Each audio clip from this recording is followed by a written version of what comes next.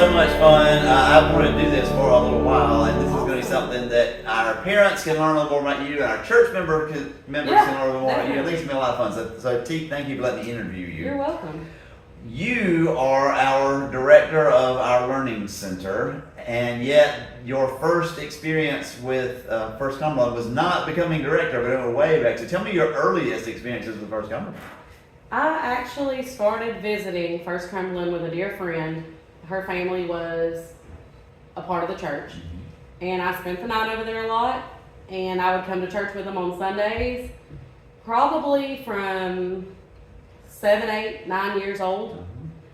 And I would come, and then at that point my mother and I were both looking for a church, so my mom started coming, and then we joined, and we just never left. Through that, my mom, we were friends with Kim Craven and their family, and Kim had begun working here in 91, and my mother was looking for a job, so she introduced my mother to the daycare. So it just kind of all snowballed. We were church members, and then my mom kind of came into the daycare, and then from probably about 9 years old on, I came to work with my mother at the daycare. So I've just grown up here. I wasn't ever enrolled, but I feel like I've been here my whole life. So when did you first actually come on staff here? I started here on staff August 2nd of 2001. Okay, and your initial job was? Wherever I needed to be. There you go, kind of a floater. I was hired, I don't remember what room I started in. I was hired for a classroom. I was in college, and I was just working around my school schedule. At some point, I've been in every classroom in the daycare. I also managed the kitchen for 10 years. So I kind of just did a little bit of everything before I ever came in the office. One of the things I'm so impressed with was when the chance to be director came up, you had to go back to school for a while, and you did such a marvelous job of balancing out having to be working here and going to school, and so I just want to thank you for that. You're welcome. People do it all the time, but I hadn't done it in a long time. I know people do it every day and go back to school with full-time job and kids, and I applaud those people because mine was online and my child is grown, and just having to do that was a challenge. And the people that do it with kids and schedules, like, they're amazing. I don't know how they do it. Well, you accepted that challenge, and you also have just wonderfully not just accepted but surpassed the challenge of being our director. And, well, thank you. So thankful. I should say we had a budget meeting yesterday, and our treasurer was saying, I am just so impressed with the numbers and how you've done all this and stuff, and I know that's not the more fun side of the job. No, that is the downside. The numbers and the business. I always joke that I can run the building with my eyes shut from home. But coming in here and the business side of it that I've never dealt with has been the challenge. Learning all the extra regulations and the paperwork and all the stuff that nobody sees. They don't know you're even doing. Right. That's behind the scenes is harder for me than anything I do here. And that's so common for lots of us. Pastors are exactly the same way. Learning as I go. Yeah. Nobody becomes a pastor because they say, I want to manage an institution. It's because we love people and we want to share with people. Exactly. Nobody comes to a daycare, I would suspect, because I just want to manage down there. I love children, and I love the teachers, and I love families. And the environment. Yeah. So tell me some of the things that bring you joy in your work. I just love the families.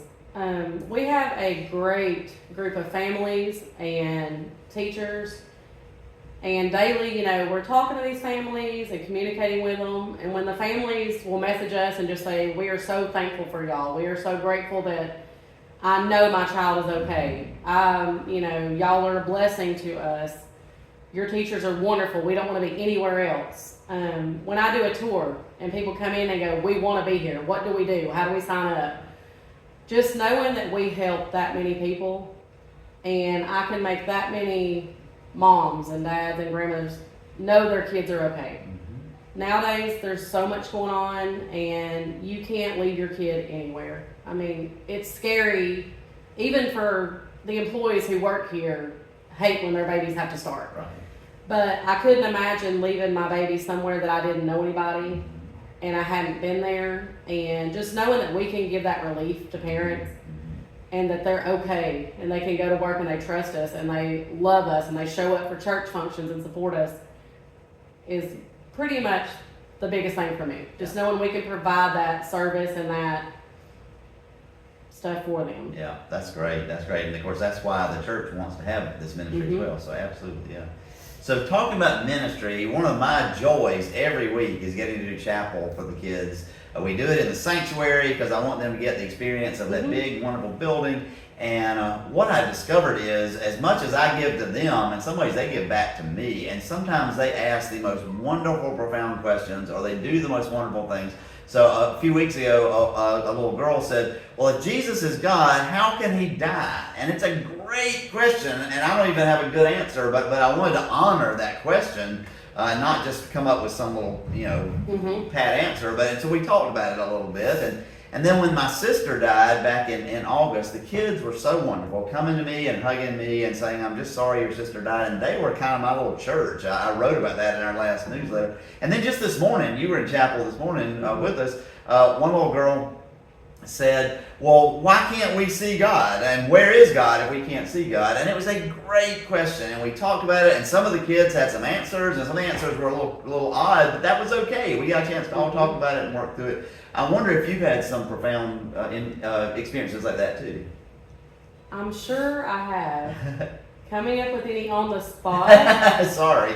No, I'm trying to think. I mean, I'm sure I have every day. And I'm just so used to their unpredictability and stuff coming off. You know, we laugh it off and we may message about it and be like, you're not going to believe what so-and-so asked me.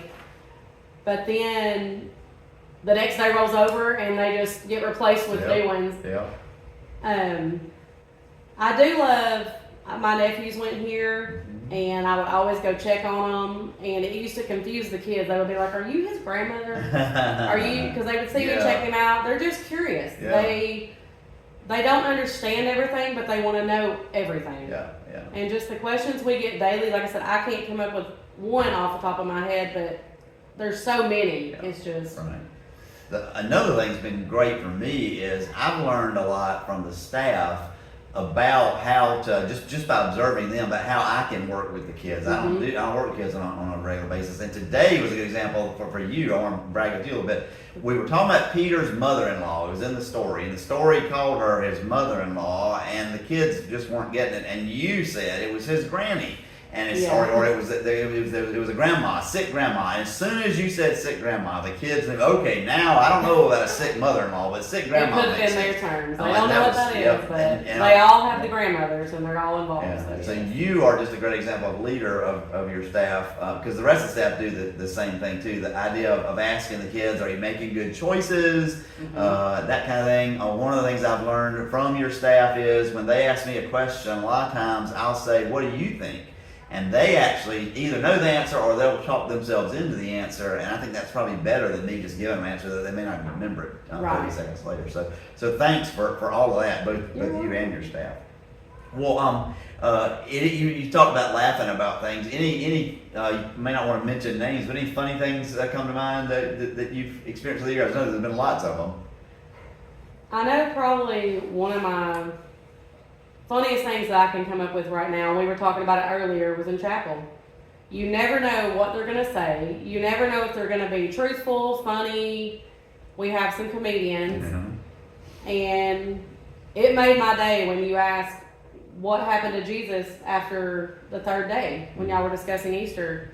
And we had a pre-K that said, Jesus went on a date. That's right. And he knew he was being funny, and he laughed, and then he knew but they're goofy, and they like to pretend stuff, and they like to play jokes on you, even when they're little. The other day I had walked in, and one of them said, can I play a knock-knock joke on you? And I was like, okay, sure. And it was just the cutest thing to see a 5-year-old, really proud of herself because she could play a joke on me as soon as I walked in. So. Yeah, that's great. That's great. Well, tell me a little bit about, and this will be our last question, but hopes and dreams or plans you have for the future here at TLC. Right now, we've been here 66 years. We had our 65th anniversary a couple years ago.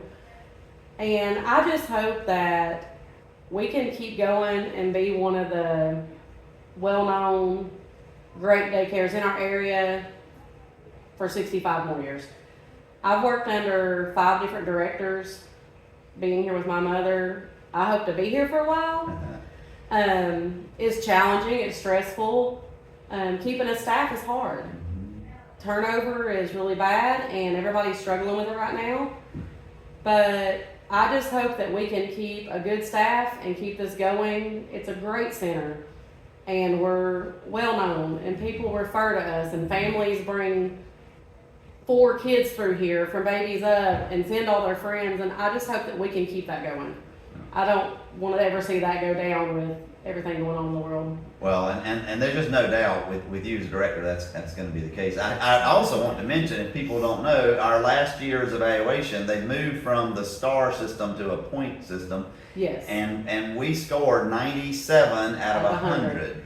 And you just can't get, I mean, you can get 3 points better than that, but nobody's gonna do that. And that speaks so highly of you and of our staff. And they so, work really hard. And we are proud of you and thankful for you. And you probably won't be here 65 more years. You'd like to retire at some point, but you're setting us up for the future. And I do. I don't plan on going anywhere anytime soon. You know. Good. 23 years in, I'm going for a Bruce record at this point. There we go. Bruce Clark is our organist, and he just started his 50th year with us, so that's what she's referring to. I'm halfway there. There we go. Well, thank you so much, Steve. You're welcome. We'll see you around the building.